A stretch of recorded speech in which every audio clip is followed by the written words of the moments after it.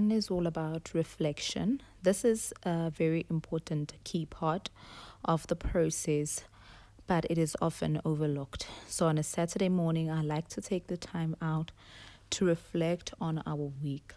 I think about what worked well in our week, what didn't work so well, the areas that we can improve. I also check in with myself and find out what is weighing heavily on my heart. I take the time to pray for our homeschool, for the Lord to grant us the grace and my children to be receptive. I also take the time to pray individually for my children's needs. And then comes step 2, which is all about the preparation. So in this step, obviously it's a Saturday. I was going to make breakfast anyways. So this is a way that you can work smarter and not harder. So I was making pancakes on this day, and whilst I was mixing and making the pancakes, I then decided to also make some banana muffins. I usually do about 3 individual breakfasts for the week. So this week I didn't have some of the ingredients that I needed to make our overnight oats, and I wanted some more nuts to make our homemade granola. So on Saturdays as well, it is a day where I run my errands. So I was about to go run my errands and get those things that I needed. But I did do what I could do on the day, and that was bake some banana muffins for Monday so that breakfast is ready for us when we need it. This helps us start the week on a good footing. We are not wasting time in the morning. I don't have to think about what we make for breakfast. And sometimes, because weeks are different, if I don't do this on a Saturday, what I will do is on Sunday evening, I will do something for Monday, and then on the Monday evening I would also do something for Tuesday. So each day in the evening I think about the following morning, so that breakfast is easy and breakfast is very quick, so that we can get to our homeschool work. Once that is done and dusted, we move on to step 3, which is reset. So reset is all about priming your environment so that you can be productive in it. So on this particular Saturday, I just look around the house and look at the things that I couldn't do during the week, and then I catch up and reset the house. So on this particular day, I had my cushion covers that I needed to wash, as well as our throw blankets, which I quickly just put in the washing machine and quickly washed and hung up outside.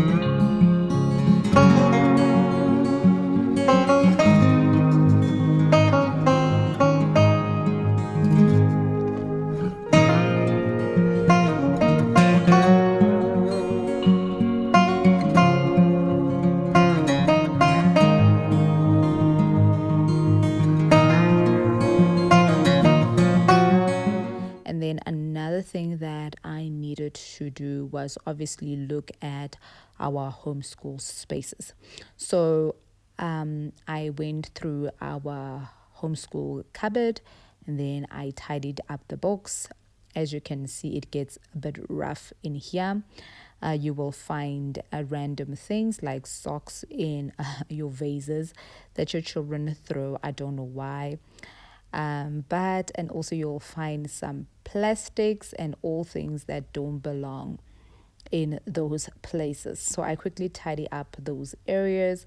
And again, I also involve my children in this process. I'm not the only one who's doing this, because it is their stuff and they're also responsible for their own homeschool area and homeschool books.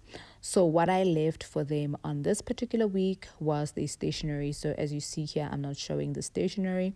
They had to sharpen all the pencils, the coloring crayons, and put everything back where it's supposed to do.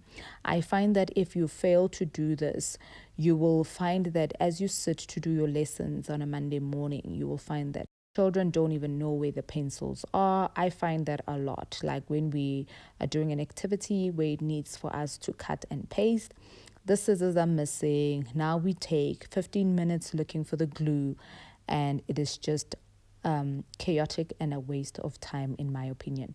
So take the time to assess your homeschooling spaces that you need to reset, those key areas that are killing you in your home, reset them so that you can also have a calm and inviting environment that also propels you to be productive in that space. My Saturday also is also a time where I take the time to Sabbath prep, so that on Sunday I get to rest and I don't do much. So all this that I'm doing enables me to then take the time to rest on a Sunday. If you are interested, let me know in the comment section down below, and then I will do my Sabbath prep routine, which I usually do on a Saturday afternoon leading to my evening. I want to be done with this routine ideally by 6 p.m. So when I do this, I cook Sunday lunch. We clean with my children the house because I can't rest in a messy space. So we clean it up, we prep the food for the following day, and then we sleep with a clean house. I usually like doing my cleaning in the night. I don't usually clean during the day. I love waking up to a very clean house. That just does something for me. So we would clean and do everything, and then the following morning we are good to go. And on a Sunday, I can rest and don't have a lot to worry about.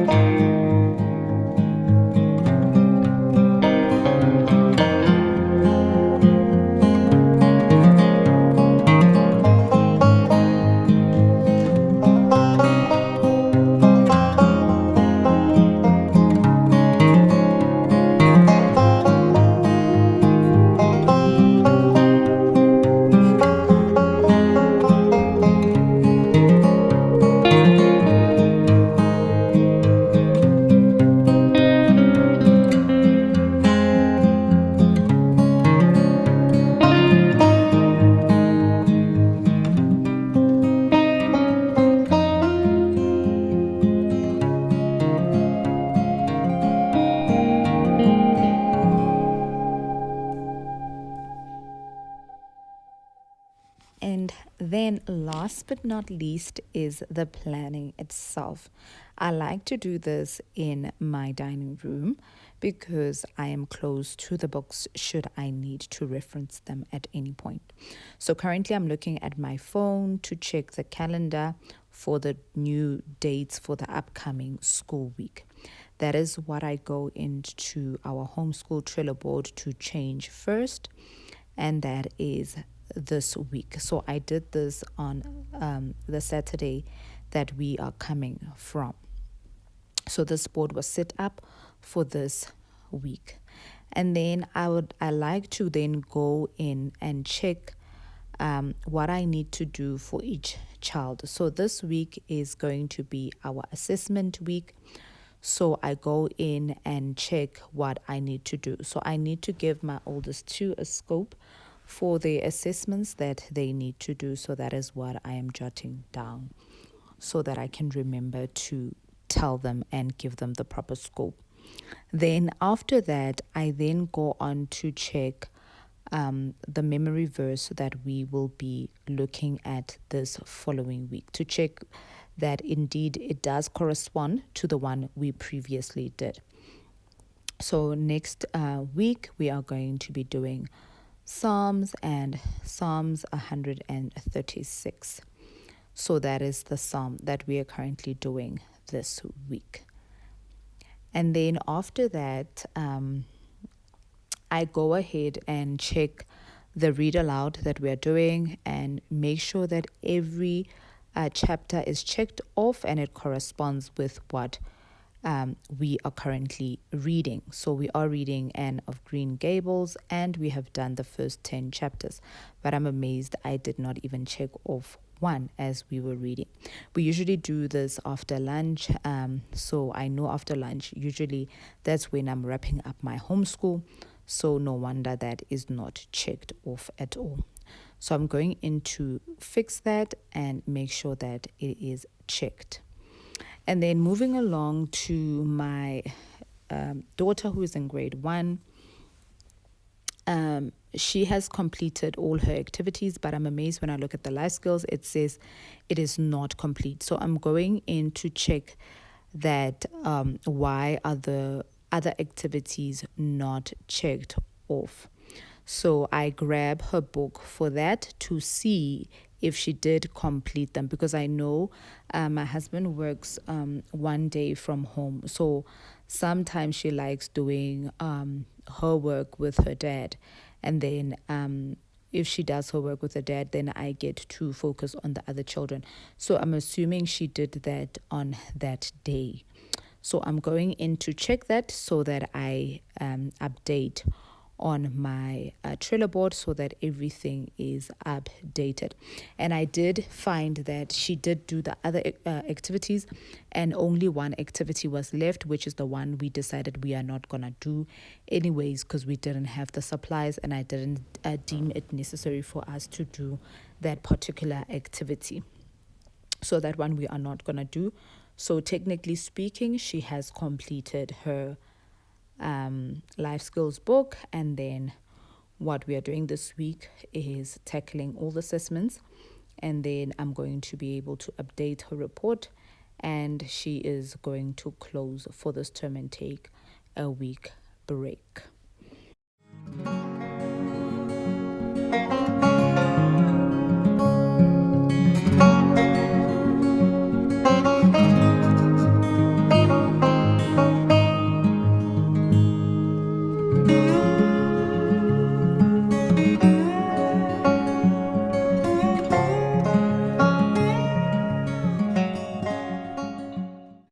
So I sit down once I'm done with everything because that is the time when I can focus. If I try to do this and I haven't prepared, I've done my baking or I haven't done the laundry, I tend to get distracted. I would move away from the planning and then be thinking, oh, I need to clean this, or I need to do that, or I need to do. So I love to do this last. And then with my oldest two, my grade 5 and my grade 9 learner, they have planners on top of this. They have their own school diaries, which I then take when I'm planning and write down what is expected of them, the activities that they need to cover each and every day in their daily planners. And then it's their responsibility at the end of the day to come and show me if I did not have time to check myself, because I'm teaching them accountability as well. So they come to me and show me what they were able to cover and where they are so that I can check it off, or they check it off themselves on the Trello board. I have trained them to do this. And then the planner is just for them to wake up knowing what they need to do if they don't have my MacBook. So they will know exactly where they're supposed to start in each day. As you see that I record the activities that are left for maths, because I see that my daughter is left with 4 activities, but she's already started with assessments.